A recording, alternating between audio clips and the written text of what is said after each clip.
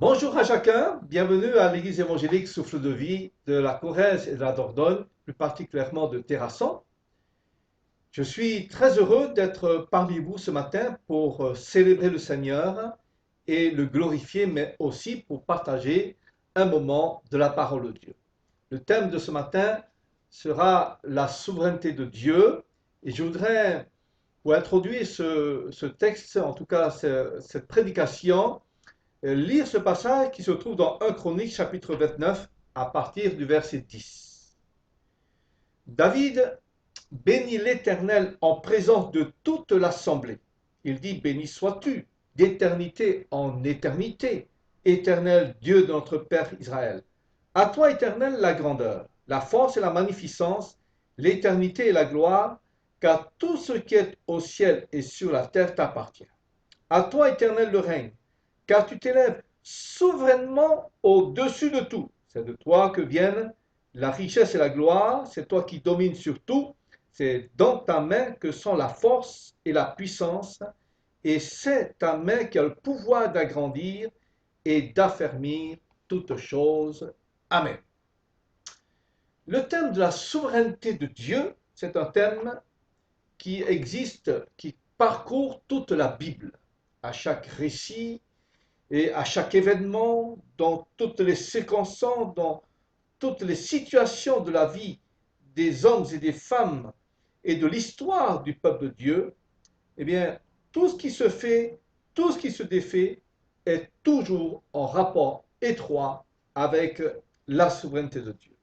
Nous sommes, lorsque nous lisons la parole de Dieu, en présence d'un Dieu qui est au contrôle de tout, qui maîtrise tout, qui amène toutes choses selon le conseil de sa volonté, selon un plan bien précis. Dieu représente à lui seul l'histoire.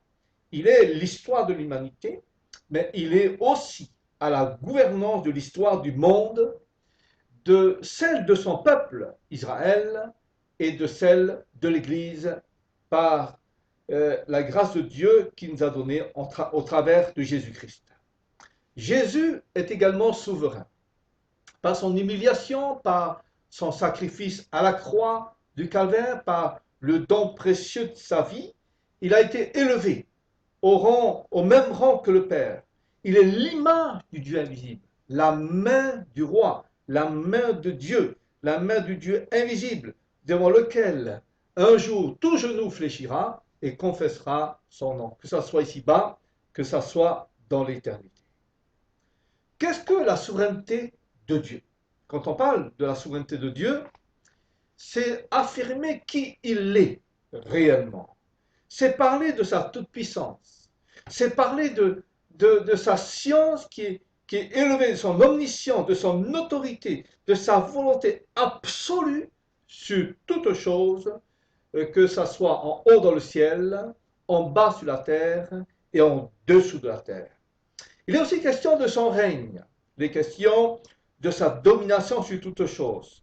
Tout ce qu'il a prévu d'avance, tout ce qu'il a décidé, s'accomplira d'une façon ou d'une autre. Rien n'est caché à ses yeux, rien ne lui résiste, et ce qui lui résiste n'échappe pas à son emprise. Ce qui veut dire que, d'une façon ou d'une autre, quelles que soient nos convictions religieuses, politiques, philosophiques, croyants ou pas croyants, nous sommes tous appelés à dépendre de lui. Notre vie ne tient qu'à sa volonté, ne tient qu'à sa décision. Derrière tous les événements ordinaires ou extraordinaires, la main puissante de Dieu est à l'œuvre. Et je puis vous dire que Dieu ne se relâchera jamais jusqu'à ce que sa volonté s'accomplisse, jusqu'à ce que tout genou fléchisse devant lui, soit dans l'adoration, soit dans le tremblement, et que ses plans à lui se réalisent. Il est même dit que Dieu se rit de ses adversaires, car au jugement dernier, les révoltes, les injustices, les blasphèmes des hommes, les blasphèmes des créatures rebelles seront sanctionnés et toute bouche sera fermée devant le juge suprême. J'aime beaucoup Job, le livre de Job, qui nous parle de la souffrance de Job. Et à la fin de son livre, il donne une affirmation, une belle affirmation de ce que peut être la souveraineté de Dieu. Dans son livre, au chapitre 42, verset 1er, Job dit ceci, en conclusion de son contact avec Dieu, de ce dialogue qu'il a eu avec le Seigneur. Il dit, je reconnais que tu peux tout et que rien ne s'oppose à tes pensées. Tu disais, mais quel est celui qui a la folie d'obscurcir mes desseins? Oui, dira-t-il, j'ai parlé sans les comprendre des merveilles qui me dépassent que je ne conçois pas. Et il ajoute à la fin, mon oreille avait entendu parler de toi, mais maintenant mon œil t'a vu. C'est pourquoi je me condamne, je me repens sur la poussière et sur la cendre après avoir réalisé qui est Dieu, que dans la situation dans laquelle il était, eh bien, le Seigneur pouvait se manifester et pouvait contrôler les événements de sa vie. La souveraineté de Dieu est affirmée dans l'ensemble de la révélation biblique et Dieu est souverainement élevé au-dessus de tout, revêtu de l'autorité, de la puissance suprême en sa qualité de roi des rois, de seigneur des seigneurs. Il siège sur le trône céleste, rayonnant de sa majesté, et bien de seul Dieu tout-puissant. Mais si la Bible nous parle de sa souveraineté, elle ne se contente pas de dire que Dieu est souverain. Mais la Bible dit également que Dieu exerce vraiment sa souveraineté. Dieu exerce vraiment son autorité. En dépit de tous les éléments qui semblent contredire ce règne, la Bible est claire, c'est à lui qu'appartiennent la louange, la gloire, le droit et la compétence de gouverner le monde en général et d'en contrôler tous les événements qui s'y passent. Vous savez comme moi que le désordre dans le monde est grand. Nous voyons ce désordre se manifester, se révéler, se situer à tous les niveaux de notre vie, de la nature, de la famille, au niveau de la moralité, au niveau de la piété, au niveau de l'économie, de la politique, dans le domaine social, et j'en passe. Il y a un désordre monstre dans le monde, mais sachez-le, souvenons-nous de cela, aucun de ces événements et aucune de ces circonstances n'échappe au contrôle de Dieu. C'est ce qui me rassure. C'est ce qui me donne de l'assurance. Parce que Dieu a un plan précis pour le monde. Dieu a un plan précis pour ceux et celles qui le défient. Et il fera certainement en sorte d'accomplir ses desseins selon sa propre volonté. Et Dieu a un plan précis aussi pour toi, comme pour moi, pour ses enfants, pour vous qui êtes ses enfants, pour son peuple. Et la Bible déclare que Dieu l'accomplira certainement. Vous savez que Dieu aura toujours le dernier mot. Les hommes font des projets et nous savons que nous faisons beaucoup de projets et nous prévoyons des plans d'avenir, des plans pour aujourd'hui et pour le futur, mais nous savons que ces plans dépendent de la souveraineté de Dieu. Ce sont les desseins de l'Éternel qui s'accompliront certainement. En signe d'encouragement, la Bible nous dit ceci, dans le psaume 37, verset 1er, « Ne t'irrite pas contre les méchants, dira-t-il aux croyants. N'envie pas ceux qui font le mal, car ceux-là même seront fauchés comme l'herbe, plus vite que l'herbe, et ils se flétrissent comme le gazon vert. Mais toi, confie-toi en l'Éternel, pratique le bien, aie le pays pour demeure et la fidélité pour pâture, fais de l'Éternel tes délices, et il te donnera ce que ton cœur désire. C'est-à-dire, qu'importe les situations dans lesquelles tu vis, tu dois recommander ton sort à Dieu. Tu dois continuer à lui faire confiance. Même même si tu vois des choses qui te sont désagréables, même si tu te trouves devant des montagnes insurmontables, devant des situations qui te dépassent, ne te préoccupe pas de ces circonstances, mais confie-toi en Dieu. Dieu sait pourquoi il permet certaines choses. Dieu sait pourquoi, parce que Dieu est au contrôle de tout. Dieu est au contrôle de tout. Dieu est au contrôle de ta vie. Si tu penses ce matin que bien, tu ne gères plus rien dans ta vie, mais sache que Dieu est au contrôle de ta vie. J'aime bien ce passage qui se trouve dans Romains chapitre 8, verset 28. L'apôtre Paul nous donne un encouragement formidable en disant, mais toute chose concourt au bien de ceux qui aiment Dieu et de ceux qui sont appelés selon son dessein. Quelqu'un a dit ceci, que le monde entier est une scène, hommes et femmes, et tous, et n'y sont que des acteurs. Chacun fait ses entrées, chacun fait ses sorties, et notre vie durant, nous jouons plusieurs rôles. C'est Shakespeare qui a dit cela. Et c'est vrai que les circonstances de nos vies représentent la main de Dieu à l'œuvre. La main de Dieu à l'œuvre. Chacun d'entre nous, nous sommes appelés à jouer un rôle précis dans son œuvre. Que nous brillons dans ce monde ou que nous ne brillons pas de la lumière de ce monde, Dieu sait que pour lui, nous sommes importants à ses yeux. Il nous a placés dans ce monde telle une semence qu'il jette dans ce monde. Chacun a une place bien précise, chacun a un rôle bien défini, pour un but bien précis, pour accomplir sa volonté. Nous ne sommes pas le fruit du hasard, mais nous sommes le fruit de la volonté de Dieu. Dieu nous place dans tel contexte, dans telle situation, pour un but bien précis. C'est lui, bien sûr, qui s'occupe du décor. Vous savez, on est un petit peu dans un film d'action où il y a le décor qui est là, les meubles sont placés, toute l'atmosphère est créée également. Il permet aussi l'entrée en scène d'autres personnes, l'entrée en scène du tentateur, du méchant qui se manifeste dans l'invisible. Et voici que vous entrez en scène en tant qu'acteur. Votre rôle à vous n'est pas de subir les événements. Votre rôle à vous n'est pas de subir les circonstances ou l'atmosphère qui s'y trouve, même le tentateur.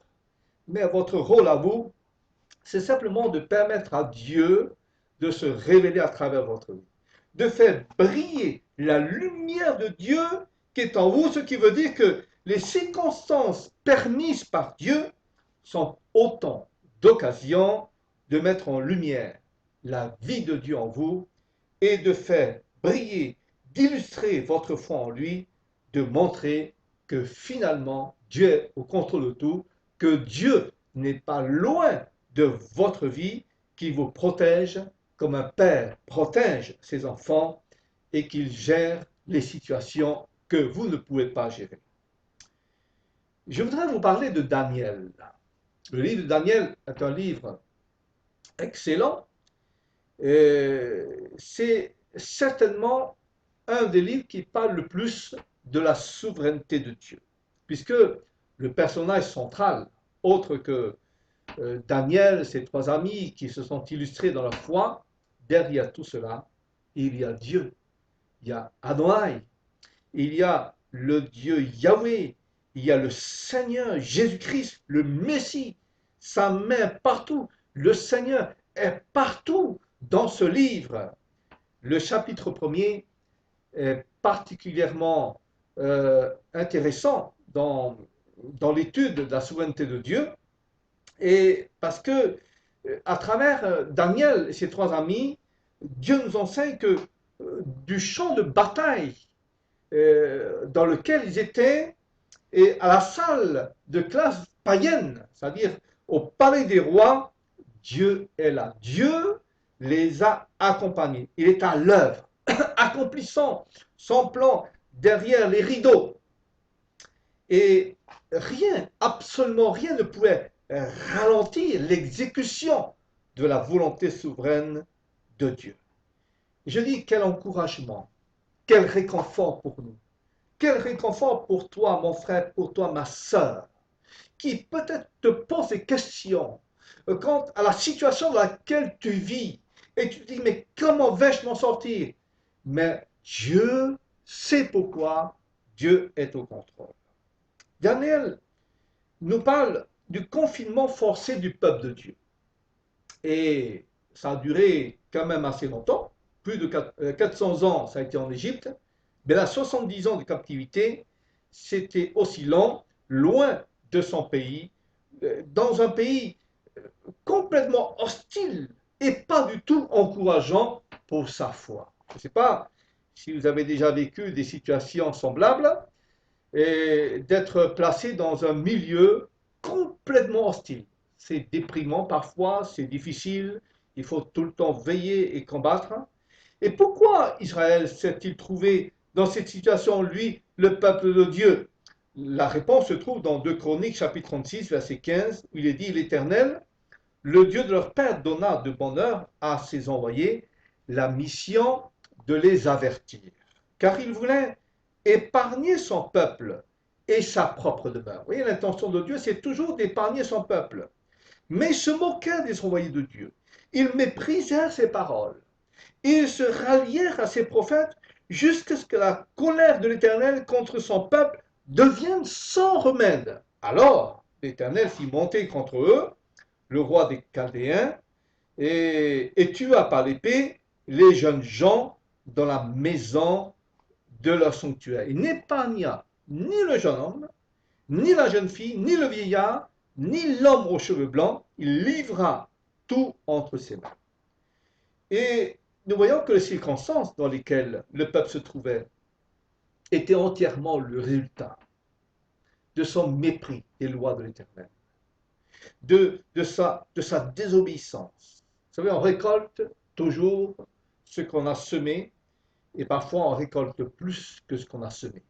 Puisqu'il est dit que si tu sèmes le vent, tu peux récolter la tempête. Alors il y a eu le jugement de Dieu, et Babylone fut le moyen et le lieu choisi, pour traiter le problème de son peuple. Non pas dans le but de le perdre, loin de là, parce que quand Dieu juge, quand Dieu châtie, la Bible déclare que c'est comme un père que Dieu châtie ses enfants. Ce qui veut dire que Dieu châtie toujours avec amour. Même si le châtiment peut être sévère, dur, incompréhensible, il prévoit toujours un plan de sortie, de restauration, de guérison. En tout cas, Dieu n'a jamais l'intention de punir ses enfants pour les perdre, mais il agit toujours pour notre bien et pour notre salut. Mon frère, ma soeur, sois conscient de cela. La Babylone, c'est une société où le culte de la personnalité et le culte des dieux étaient bien mis en valeur. Le culte du Dieu unique n'existait pas. Ils étaient plutôt polythéistes, c'est-à-dire ils adoraient plusieurs dieux, et plutôt que monothéistes, c'est-à-dire l'adoration d'un seul Dieu. Il paraît qu'il y avait environ un peu plus de 700 divinités listées à Babylone. C'est-à-dire qu'il y en avait pour tous les goûts, pour toutes les sensibilités. Et le croyant fidèle à Yahvé, et j'imagine que le chrétien placé dans ce contexte n'a pas sa place. N'a pas sa place et il aurait été très difficile pour lui de s'en accommoder. Imagine-toi être dans un milieu où il y a la sorcellerie, où il y a des pratiques ésotériques terribles, où il y a l'occultisme en abondance, à foison, autre chose semblable. J'imagine que l'atmosphère devait être pesante. L'air était certainement irrespirable. Et quand on est chrétien, on ne peut pas s'accommoder à ces choses-là. Et ça, on le comprend parce qu'il n'est pas bon de cohabiter avec l'esprit du diable et le diable lui-même, Satan lui-même, et de fréquenter de tels milieux. Alors, soit on en sort vainqueur de ce milieu, soit on en sort complètement perdant, complètement défait notre foi. Mais si c'est Dieu qui permet, imagine-toi si c'est Dieu qui permet que tu y sois, sans que tu l'aies choisi, que ce sont les circonstances qui t'y ont conduit. Là, c'est différent. On peut alors considérer qu'il y a là quelque part quelque chose que Dieu a permis, une sorte de permission souveraine de Dieu. Et que parce que Dieu permet cela, souvenons-nous qu'il contrôle les choses. Et est-ce que vous ne pensez pas, frères et sœurs, qu'on peut se mettre dans des situations de danger par soi-même? Parfois, on peut se mettre dans des situations de danger et que, et, et parce qu'on est en danger, mais que Dieu permet également quelque part. Il y a une permission de Dieu. Je pense que oui. Mais dans toutes ces choses, sachons-le et soyons convaincus, le Seigneur n'abandonne pas ses enfants pour autant. Alors, 4 garçons de valeur furent choisis parmi le peuple pour être formés à la sagesse à la langue chaldéenne.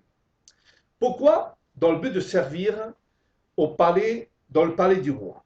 Le choix était précis, donc il fallait des jeunes gens de race royale, pénigrés, il fallait des nobles, il fallait qu'ils soient jeunes, il fallait qu'ils soient sans défaut corporel, qu'ils soient beaux de figure, intelligents, instruits, doués de sagesse. La barre était haute et je comprends que le roi de Babylone voulait ce choix pour pouvoir avoir les meilleurs éléments qui soient pour servir dans le palais du roi, dans son palais. Et c'est vrai que d'une certaine façon, le diable agit de cette façon. Comme un lion, il se jette sur les proies faibles pour les éliminer, mais en bon tacticien, il eut une séduction pour détourner la foi des plus forts, de ceux qui ont des compétences, des capacités, afin de les embrigader pour être à son service, en déformant leur système de pensée. C'est ce qui s'est passé. Et ça a été sa façon de faire, et ça sera toujours sa façon de faire aujourd'hui. Une femme de valeur est tombée dans le piège, Ève. Un homme de valeur, la personne de Judas, est aussi tombé dans le piège.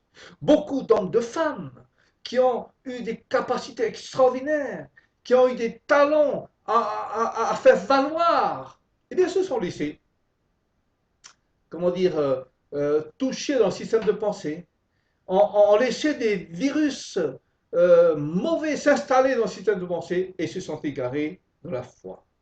Car la meilleure façon que le diable a de s'opposer à Dieu, c'est de répandre ce virus malveillant pour complètement scléroser notre système de pensée et ainsi atteindre notre foi et aussi nos convictions. Daniel et ses 4 amis, eh bien, dans un premier temps, se sont rangés à cet ordre du roi, cet enseignement. Ils ont pris, en tout cas, ce qu'ils devaient apprendre. Mais nous voyons que Daniel et ses 3 amis ont su rejeter les pratiques néfastes à leur foi. Alors, si on est un chrétien solide, on sera toujours capable, et Dieu nous donne la capacité, et Dieu te donnera toujours la capacité de faire le tri entre ce qui est bien et ce qui est mauvais pour ta foi. Tu es comme Daniel, capable de défier les circonstances par lesquelles tu passes et sortir vainqueur. Il suffit simplement d'être fidèle. Il suffit simplement d'être intègre au principe de la foi, de te laisser constamment renouveler dans ton intelligence par une vie de prière, une vie de consécration au Seigneur, afin de savoir quoi faire dans telle ou telle situation. Dans le cas de Daniel, de ses 3 amis, ils ont défié avec succès l'esprit de séduction, l'esprit de divertissement, l'esprit d'égarement en refusant de manger les mets du roi qui étaient offerts en premier aux idoles. Vous savez, dans toutes les circonstances dans lesquelles Dieu permet, nous devons prendre ce qui est bon à prendre pour notre foi. Nous ne devons pas tout rejeter. Tout n'est pas mauvais. On peut prendre ce qui est de bon à apprendre, mais on doit aussi pouvoir rejeter ce qui est mauvais. C'est comme cela que tu vaincras. C'est comme cela que tu t'affermiras dans ta foi et là où Dieu permet que tu sois.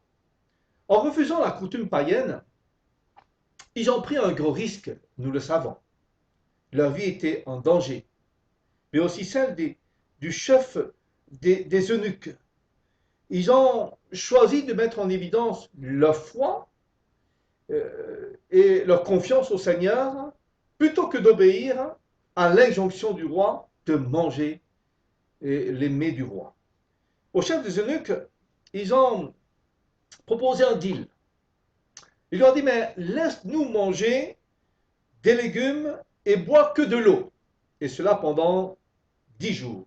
Après cela, tu vas faire la comparaison entre ceux qui ont mangé les mets du roi et ceux comme nous qui se sont contentés de manger des légumes et bu de l'eau. Lesquels auront meilleure mine? Après 10 jours, eh bien, l'eunuque a fait la constatation suivante, il n'y avait pas photo. Daniel et ses 3 amis avaient meilleure mine et certainement en meilleure santé, mieux que ceux qui ont consommé les mets du roi. Gloire à Dieu. Voyons que quand on est fidèle au Seigneur, quand on veut vraiment obéir au Seigneur, quand on veut vraiment faire ce que Dieu nous demande, même si ça nous paraît difficile, eh bien, le Seigneur honore toujours notre foi. Et le résultat, donc, a été extraordinaire. Dans Daniel chapitre 1, verset 19, je vous lis simplement ce qui est écrit. Le roi s'entretint avec eux, et parmi tous ces jeunes gens, il ne s'en trouva aucun comme Daniel, aucun comme Anania, Michaël et Azaria. Ils se tinrent donc au service du roi sur tous les sujets qui réclamaient de la sagesse et de l'intelligence, sur lesquels le roi les interrogeait. Il les trouva 10 fois supérieurs à tous les magiciens et astrologues qui étaient dans tout son royaume. Je voudrais vous dire simplement, chers amis, que quelle que soit la gravité de tes circonstances, de l'état où tu te trouves, quant à ta situation, sache que Dieu est au contrôle. Dieu est au contrôle. N'oublie surtout pas que Dieu est au contrôle. Même si tu perds pied, eh bien, sache que Dieu est au contrôle. Croyez que toutes ces circonstances participent à votre bien, à votre salut. Croyez que le diable n'aura jamais le dernier mot. Si vous savez utiliser les armes que Dieu vous a données, si vous savez mettre en évidence la foi, et je voudrais aussi noter un dernier point, les circonstances vous permettent aussi de sortir des sentiers battus de vos pratiques religieuses. Là, on est moins sclérosé. Là, on n'a plus de blabla à faire. Là, il n'y a plus à essayer de raisonner. On n'est plus attaché aux traditions. On sort des sentiers battus de la tradition. On a moins cette pression de la routine, mais on devient soi-même. Dieu nous enlève tous ces fardeaux qui nous sclérosent. On devient un instrument de bénédiction pour les autres. On devient comme David. C'est-à-dire, toutes les armes que Saül, l'armure que Saül a voulu qu'il porte, les a ôtées pour être libre. La foi, c'est ça. C'est sortir du confinement de ta tradition, sortir du confinement de ta routine, sortir de ces préjugés sur la foi et pouvoir vraiment compter uniquement sur le Seigneur et demander à Dieu l'intelligence pour que vous sachiez comment agir et comment vous placer, comment vous comporter dans ces moments-là. Que Dieu soit béni. On va prier le Seigneur si vous voulez bien. Notre Père et notre Dieu, nous te bénissons encore aujourd'hui. Seigneur, pour qui tu es. Tu es notre Dieu, notre Maître. Quel bonheur d'être à toi. Je prie pour tes enfants. Je prie pour chacun d'entre nous, chacune de nos vies ce matin, pour que tu nous aides à réaliser combien tu es grand, combien tu es au contrôle de tout, combien tu es le Dieu souverain et que rien n'échappe à ton regard. Bénis tes enfants, bénis nos amis qui sont là, qui se trouvent peut-être dans une situation difficile, mais révèle-toi à eux, montre-leur ta présence, affirme ton autorité sur leur situation, que ce soit la maladie, que ce soit des problèmes financiers, quelle que soit la situation, interviens pour la gloire de ton nom. Amen.